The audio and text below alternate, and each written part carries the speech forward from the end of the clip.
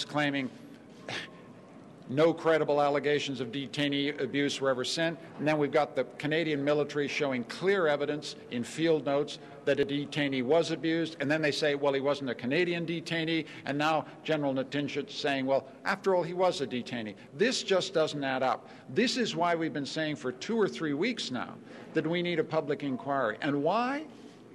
Because Canadian forces need to have very clear standards for detainee transfer. It's a matter of the honor of our forces. My view is that the forces have behaved impeccably throughout this, and this detainee abuse case shows it. The guy was beaten up, they intervened, they pulled him out, they did their job. The issue is why the government didn't do that, because the timing here is what matters.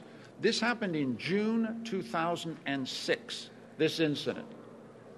The government didn't do anything about the detainee scandal until it broke in the Globe and Mail, until they were under public pressure from the media and from an opposition doing its job. It's that critical period of between 12 and 18 months when a government had credible allegations of torture, credible allegations of abuse. They were passed up the chain by the military, and the government did nothing. We need a public inquiry to get to the bottom of that. Look, we have said, and note this is an important thing, we've said that we would welcome a public inquiry that went right back to the period in which the Liberal government was in office. This is not a partisan matter. This is about the capacity of the Canadian Armed Forces to comply with their Geneva Convention obligations. We believe the Canadian forces have done so, but they've done so in a situation where governments haven't given them clear signals, the chains of commands have not been clear, and there's a substantial risk, even with the new agreement in place in the summer of 2007, that we still need to do a better job. Because Canada is proud of its human rights record. We're proud of our Geneva Conventions record. We're proud of our forces. But we need a judge to say, okay, let's look at the whole track record, the whole period, and make sure we get this right. Because the honor of our country, the honor of our armed forces is at stake. And I think that's a reasonable response, and we've had months and months and months of these guys inventing one story, then another story. Why don't we try this? Why don't we try that? To throw people off the scent. It's time to stop this nonsense and get a judge to sort it out. Safety critic for the NDP. We think that a public inquiry must now be held. The house of cards that the defense minister has been relying on for the last few months has been twofold. He suggested, first of all, that there was no credible evidence of torture, and that Mr. Colvin, whose warnings that came forward lacked credibility and were not specific enough to suit the government, and that, secondly, that no individual, specific Canadian detainee who was passed over had ever been tortured, or there was no proof of torture. Well, both of those assertions have collapsed. The house of cards that Mr. McKay was relying on have collapsed. We believe that he must not only respond to the call, and the government must respond to the call for an inquiry, but Mr. McKay must resign as Minister of Defence. He has to be accountable and take responsibility for this particular situation. And we believe that there's no other alternative now for Mr. McKay to resign and for an inquiry to be called so that we can finally get to the bottom of this. I think General Natynzcyk himself hinted at such a suggestion this morning that there may be more that needs to be discovered, even from his point of view. We believe that the whole issue has to be looked at going back to 2001. Canadians need to know that when acting internationally, we obey international law. And if we haven't been in the past, that there has to be a clear roadmap set out as to how we can do that if we're ever engaged in this kind of action in the future. Paul? Thank you, Jack. This morning, we heard from General Natynzcyk. It was a bombshell.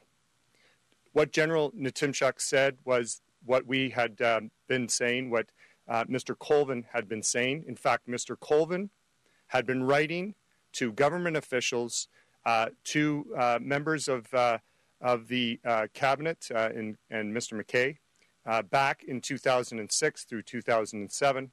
He had warned that there were problems with the conduct of Afghan officials when Canadians had handed over prisoners. And what was the response? Mr. McKay said that the evidence, there was no evidence. He actually tried to make Mr. Colvin out to be a lone ranger, out to be some sort of whistleblower on his own.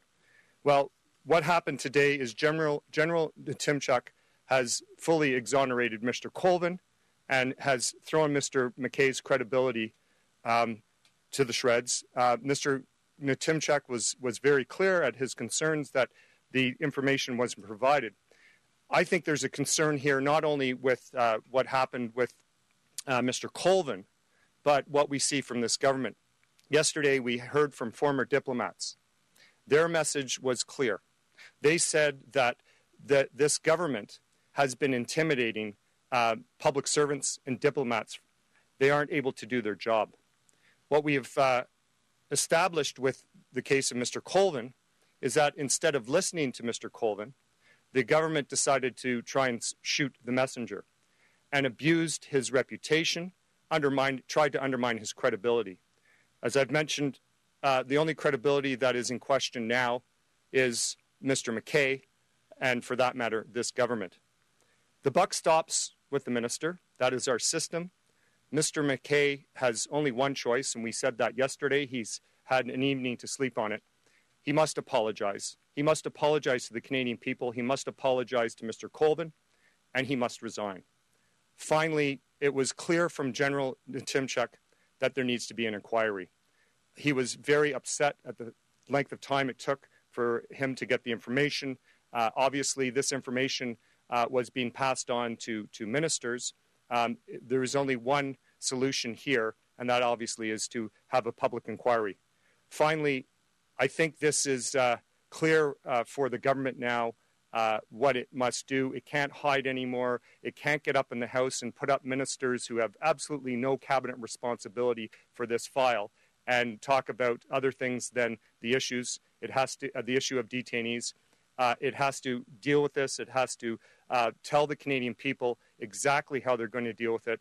And I think most Canadians are clear on what they want to see, a public inquiry and the resignation of Minister McKay. Thank you. Open for questions. Mr. McKay simply say, well, I was getting my information from the military.